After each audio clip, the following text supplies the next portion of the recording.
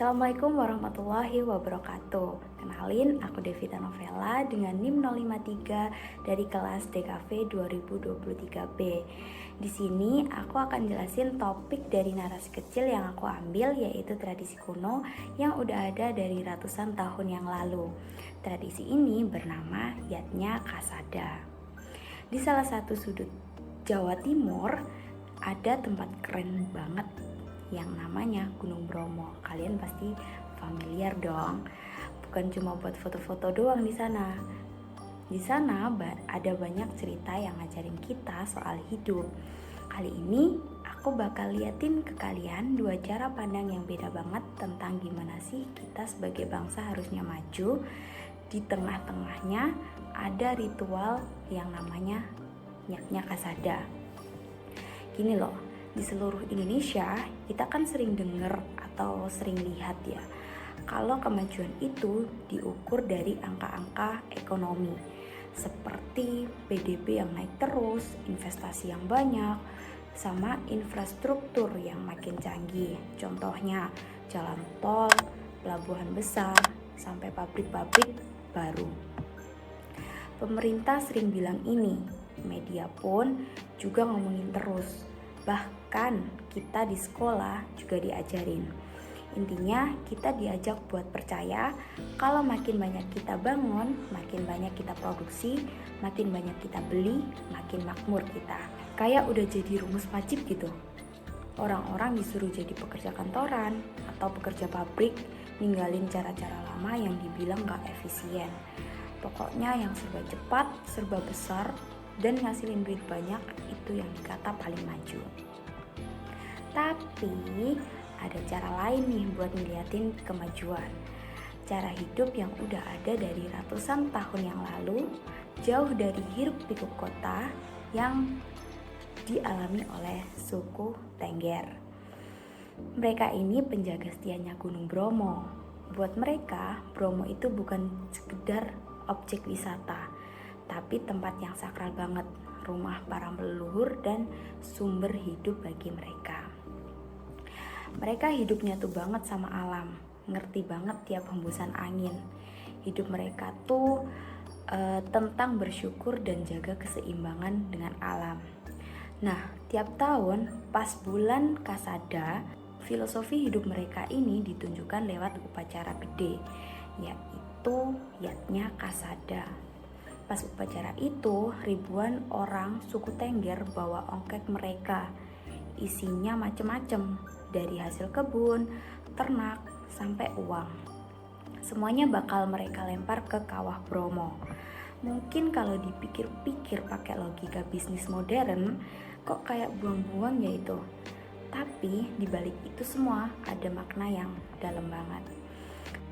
Pada ilustrasi ini, aku menggambarkan tradisi Yatnya Kasada dengan menampilkan pakaian tradisional mereka yang berada di tengah indahnya Gunung Bromo.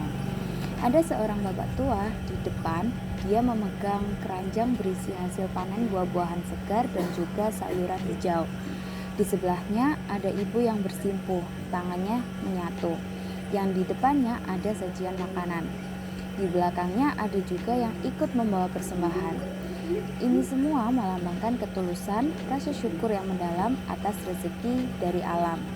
Mereka memberikan yang terbaik bukan untuk mencari keuntungan, tetapi sebagai bentuk terima kasih dan juga persembahan mereka atas apa yang telah mereka dapatkan. Jadi apa sih yang bisa kita pelajarin dari tradisi Yatnya Kasada ini di tengah-tengah ambisi kita buat terus maju? Nah, aku bakal jabarin satu persatu.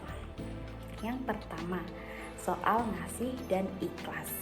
Kita kan sering banget nih ngumpulin, terus juga ngarep keuntungan terus.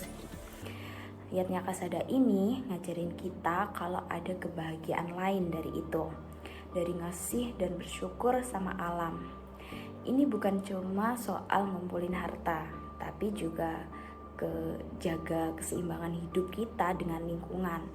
Ini investasi spiritual, bukan investasi duit doang. Yang kedua, soal arti sebenarnya dari hidup sejahtera.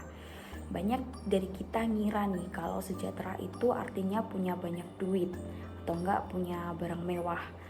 Tapi buat suku Tengger ini, sejahtera itu kalau alamnya lestari, hatinya tenang, dan komunitasnya rukun. Mereka itu hidup dengan cukup, senang dengan apa adanya, nyatu sama alam, bukan malah ngejar kemewahan yang gak ada habisnya. Yang ketiga, soal kearifan yang gak lekang dimakan zaman.